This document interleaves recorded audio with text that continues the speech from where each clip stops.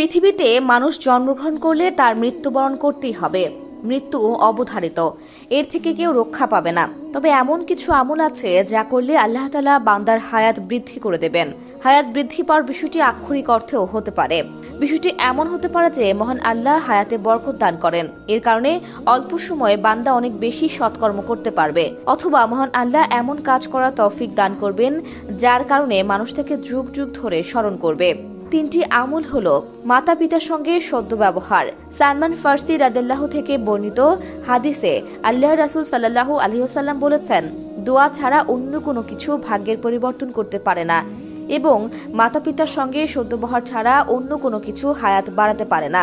তিরমিজি হাদিস 2139। আত্মীয়তার সম্পর্ক বজায় রাখা। আনাস ইবনু মালিক রাদিয়াল্লাহু থেকে বর্ণিত হাদিসে রাসূল সাল্লাল্লাহু আলাইহি ওয়াসাল্লাম বলেছেন, যে ব্যক্তি চায় যে তার রিজিক প্রশস্ত হোক এবং আয়ু বর্ধিত হোক, সে যেন তার আত্মীয়তার বন্ধন অক্ষুণ্ণ রাখে। বুখারী হাদিস 5983। প্রতিবেশীর হক আদায়।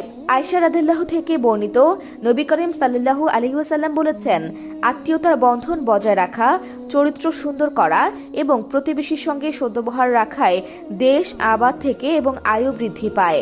মুসনাদ আহমদ হাদিস 25259।